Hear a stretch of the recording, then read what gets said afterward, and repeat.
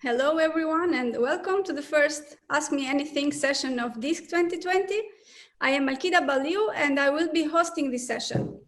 It is my great pleasure and honor to introduce you our guest, Pierre Fraigniaud, who I'm sure does not need any introduction.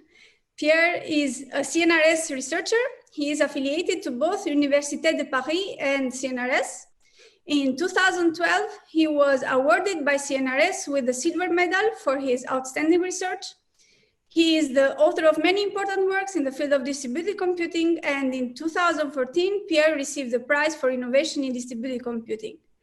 I personally had the pleasure and honor to be his PhD student. Welcome, Pierre. Thank you very much for the very kind introduction.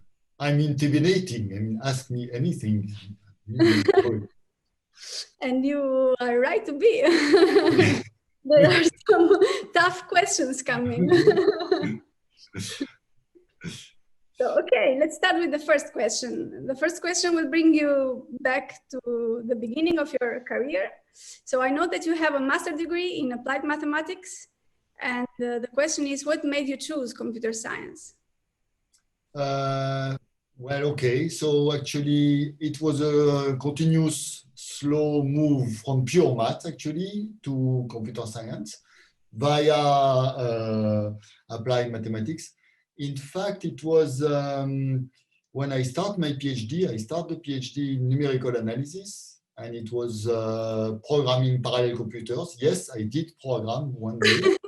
I don't know how I did this. I mean, it was, it was essentially implementing numerical analysis. I mean, some algorithm to find the roots of polynomial on a parallel computer. And essentially, when I run the experiments, I realized that most of the computation was actually not computation; it was communication. So I start working on communication and how fast can you exchange data on a parallel computer.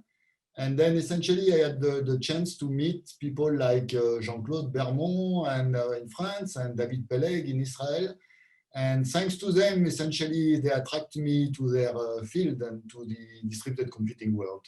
So I'm grateful to these people and others, but in particular to them. They really helped a lot at the beginning of my career. And that's it. Essentially, I slowly moved to compact routing, all these type of things, broadcasting, and then I essentially switched to computer science after that. We are also grateful to them because now we have you in our community. I'm also happy to join this community. Which of your own papers is one of your favorites, and is there a particular story behind it? Yeah, I saw this question on the. It's a very tough question, I found. Okay, I mean, of course, there are a few papers I like. It's very difficult, I think, to identify one specific papers. I worked on compact routing and with a series of stuff that I like very much on small world network also. That's where also a topic I like very much, and we had a great paper with George Jakubis on that.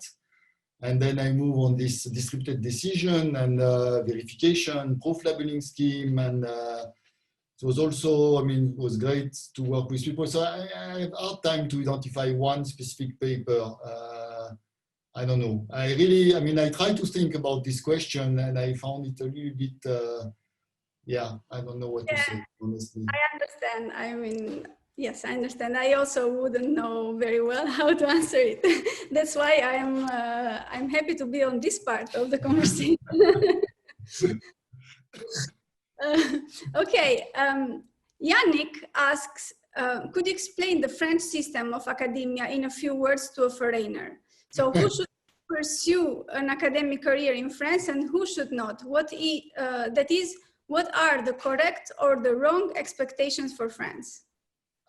Okay, the French system is, there is CNRS in France, which is probably one of the originality of the system, is that it's a research institute. So you are supposed to do, I mean, you are just hired for doing research. You can also teach, but it's only voluntary. there is pressure a little bit to teach, but you don't have to. So and it's throughout the whole country. So it's this is probably what is unique. And another originality is that instead of having a specific place, I mean, actually the CNRS researchers are spread out in the university department. So it's why I have two affiliations, Université de Paris, which is where I sit right now, but I am paid, my salary comes from CNRS. And so essentially, I think CNRS for France, it's probably it's the main tool to attract foreigners, because the teaching system is of course, it should be in French in France. So if you're a foreigner, it's a little bit difficult. You have to really learn French. And also, you teach a lot. I mean, it's one day it would be very interesting to have a real comparison about the different system in all over the world. But I think in Europe, France is among the worst. And so the teaching load is very, very high. So it's difficult. I mean, for a young researcher, it's kind of, it will be tough to enter the French university in the sense of teaching there. But CNRS is a great opportunity. So it's, because really you can dedicate it to research. So I think it's the main instrument. So if you are attracted, if you're interested in trying to apply to France, CNRS is really the good instrument. There are not many positions. It's a little bit tough. You have to be lucky, be at the right time at the right place. But I think I would encourage people, if they want to don't hesitate to apply to CNRS. And then, okay, after a few years, you can decide what to do, if you stay or if you want to use this. But it's permanent position. The French system is that you get immediately a permanent position. Well, after 1 year, okay. But so it's a 10-year position immediately.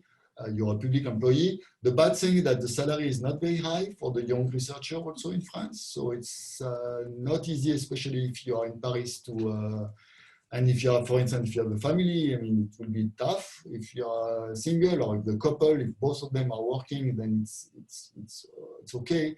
It's not big salary, but the working conditions are quite good. So I think this is, at least for the French system, this is what I would say. It's still okay, but it's mostly CNRS. It's tough otherwise. And there are no language requirements, right, for CNRS? No, for CNRS, you have no language requirement. Well, English, but okay. But it's France, so you can judge by my English that it's not too much. Question. At least you need to know how to talk. Yes. In some language. In some language.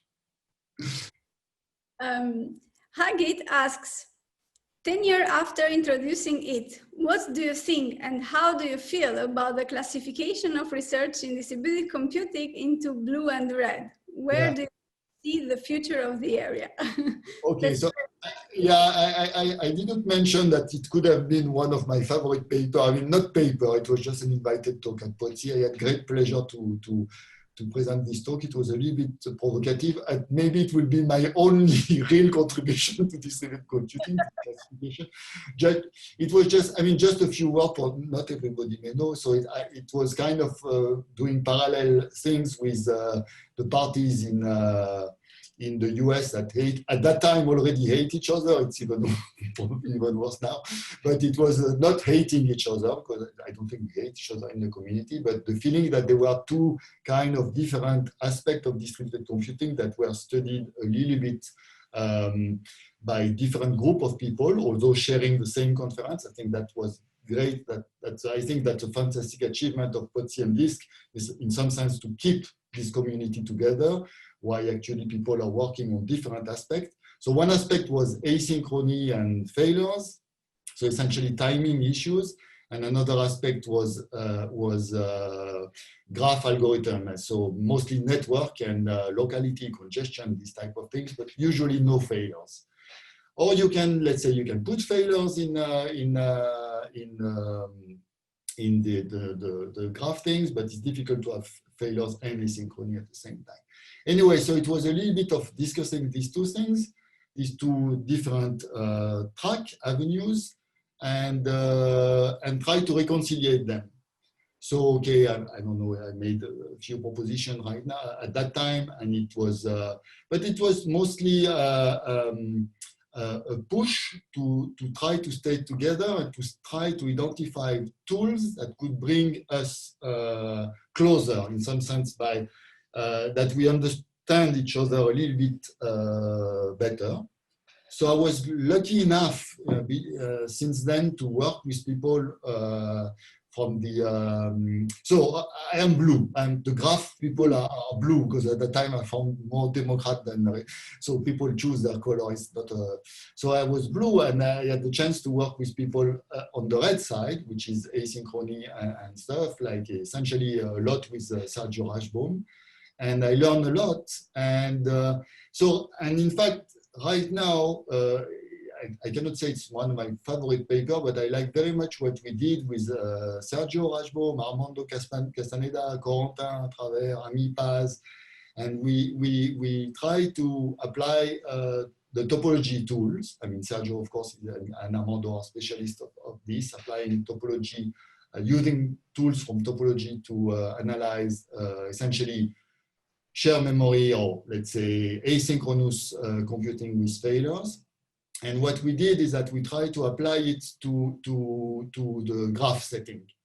And it was very tough, and but we found something, and there might be a way. So we produced a paper. I mean, it's I think it's an interesting paper, but at Sirocco, and so with Ami we continue a little bit, and okay, so it's the beginning, but I think it's everybody who would like to join, I think this might be a way to reconciliate, in the sense that describing a problem and a model, a distributed computing model using topology, and trying to apply the tools on this model, whether it comes from the asynchronous world or from the graph world. Of course, at the very end, you will have probably to handle objects that have different types of properties. But I found it fascinating that it gives a general framework. I mean, it was known, the topology was known to apply to many models in the asynchronous world, but it was known, at least to me, at least not to me, that it could be used also for the graph world. So I was extremely pleased to see that it works. So it might be a bridge. So if I would say the continuation of the story is that I would not have mentioned the same tool to reconciliate the two community. I mean, reconciliate is too strong, to bring the community a little bit closer. But now I would mention topology. It's a guess and it's a bet, and we are just beginning to investigate this. I don't know how far it will go, but yes, I think it might be. Paper that you mentioned I think that are really interesting. So I think that it is a nice direction. The next question is about a hot topic. What do you think about this topic of conference-oriented versus journal-oriented for the TCS community? Yeah, it's a very, very interesting discussion. I mean, I really enjoy all the work that was done by this, I don't know how they call them, the working group, I mean, all this poll that they made. This task force. Yeah, task force, yes. Very nice. I think it's a very, very nice discussion. And I don't know, my own feeling is probably the same as everyone. We are a little bit frustrating. In some sense, all conferences, many of them, it's almost even the most prestigious. I mean, even if they are, especially if they are prestigious, they become more and more like a conference in which it's a stamp for your CV. And it's not so much the type of conference we expect in discussion, and being a little bit more free to have the talks that are not strictly on the format of 20 minutes and stuff. So when we attend, I think when we attend workshops, I mean, it's a great pleasure. We are more flexible. We can really more exchange. In conferences, the way we are doing it now, I think it's fascinating what you did, and in this type of different session that you organize around this. I think it's very nice to try to have some more activity, more exchange. But it seems that we are having the trouble of conferences that are more and more like putting a stamp on the CV and less to discuss. So, okay, with the virtual tool, with this tool that we are using now, maybe it will become more possible to, in some sense, to attend more conferences without going physically. So it will be easier, so more people can go. But on the other hand, discussing via Zoom and all this instrument is not so good. So in addition to the discussion that there is now, I think we should also discuss whether we would like to, how to judge, how to avoid using conferences only to put one more line on the CV and to really use conferences to enjoy more discussion and debate. How to have a workshop atmosphere and at the same time the spirit of selecting and so on. So I don't have a solution. Maybe turning to journal all the prestigious conference could be good, but then it's slow. It's all the discussion we had. Also, what is good in conferences, because if we would have only workshops that I would love, because we could enjoy discussing with people working exactly on the same topic as we do, the problem is that then it will become too specialized. And then I think what was great in POTI, and what is still great in POTI and DISC, is to learn things about topics you don't want, at the beginning you don't want to know, consensus in asynchronous, whatever, you don't want to know at the beginning, and one day you show up in the room and you think, that's interesting. So you have to, it's good that you learn things slowly, because you attend talks that maybe you would not have attended if it's on Zoom or if you go to a specialized workshop. So I don't know, but I'm not sure our way of doing conferences indeed will continue with. So yeah. Yes, it's not easy to say what is the right setup or the right thing to do in this case. But at least the important thing for me is that we notice that there is something that is not okay with the things that we are running, with how we are running things. So, okay, that the change is maybe needed. And then, yes, the transition phase, maybe it's always something a bit difficult. And okay, nobody has the right answer to any issue that might have this transition phase, but it is good that we are discussing this, I think. Definitely, of course, yeah. You are a supporter of open access. What do you think we should do in order to move forward in this direction? Yeah, I don't know if I could qualify myself as a supporter, but yeah, I approve, and I think in the discussion here, we always were very yeah. So I think okay, so it's an interesting issue, because I ended up discussing recently about the journal. There are journals also that are moving to open access. Not only essentially we in conferences, we move to LIPIX, but there are journals, of course, that move to open access. Now I face the issue of who is managing them. And if the open access is that the author should pay so much that at the end, for each paper, that at the end for the department, it costs even more money to add up the cost of each paper than to have an abonnement of the journals, then it's essentially we are doing even worse job. So I think it's open access.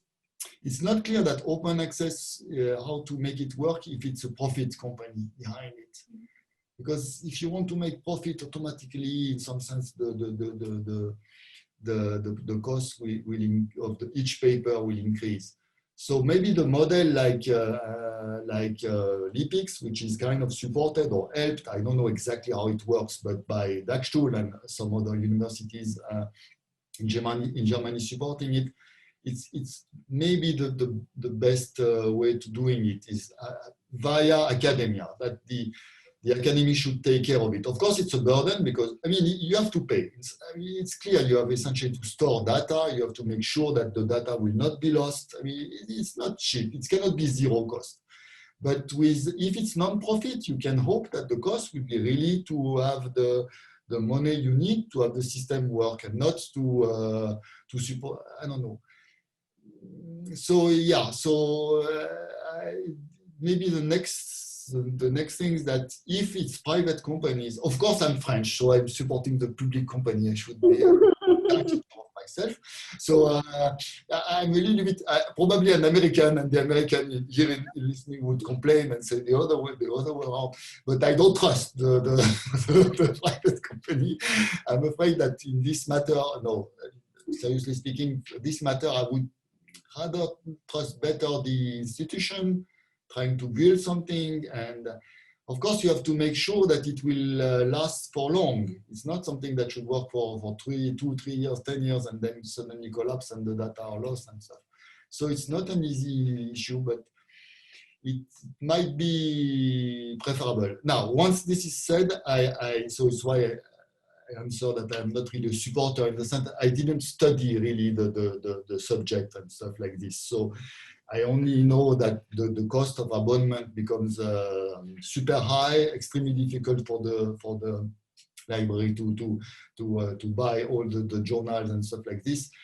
So instead, the let's say LIPIX, in many cases when I could talk in business meeting and stuff, I was always in favor of going to LIPIX and leave LNCS. It seems better. Now I don't have a very deep thought about this. What are the research topics that currently excite you the most? Well, I mean, the thing I just mentioned now, I mean, these topology things, because I learn. I think it's always nice when you learn things. I mean, it's so I learned a lot, and I think this is what I tend to like right now. I mean, so, because we exchanged a little bit, I was really fascinated by your recent work. I mean, not so recent now, but 1 year ago, your Fox paper about this new technique of lower bound and this round elimination, trying to put them in this framework. It's not so far, we don't have an elegant way of doing it. So it's, I mean, I try to, that's the thing I like right now, trying to see the techniques that were done in the graph world and trying to express them in a topological setting to see if it's ring the bell somewhere, that it's connects to a technique that were done in the asynchronous world. I see. There is not much time left, so this is the last question. So I would leave 5 minutes break between this session and the starting of the next one. So what would you do for a living if you were not a researcher? Yeah, this is tough. So I can say an anecdote, because just to say, not about me, in fact, it's a close friend. When I was doing, just after my PhD, I mean, she did the high school with me, and eventually she also did computer science. She was doing, she also had a position, it was at that time, I was in Lyon, she was in Grenoble. Anyway, and suddenly she became rich. Really rich, so that she could quit. I mean, she quit academia. I mean, she was actually maître de conférence, kind of assistant professor at that time, and she quit. She opened a bar and some artistic place to promote dance and music, and she lived her passion. And I was extremely depressed, not because she became rich and not me, but because I was realizing that if I would become rich, I mean rich, she didn't become like these things of, I mean rich enough to live on the money you got for, yeah, it was a question I asked myself at that time, and I think I like very much what I do. So I would say that maybe I would, right now, I mean, I like reading humanities, history and stuff. So maybe I would do humanities instead, but finding a position is extremely tough. So it's better to do still science and computer science. But I think humanities, it's kind of, and history in particular, it's a field that I'm more and more interested in fact. But maybe still in academia. I don't know. I don't have a passion so much outside this. I see. Well, history is nice. I would have done anthropology, for example, but yeah. I like Okay, so I think our time is up. Thank you very much, Pierre, for being with us. It has been a pleasure, as usual. Thank you very much to you. And thank you to everybody who attended this session. Okay. And see you. Bye-bye. Bye.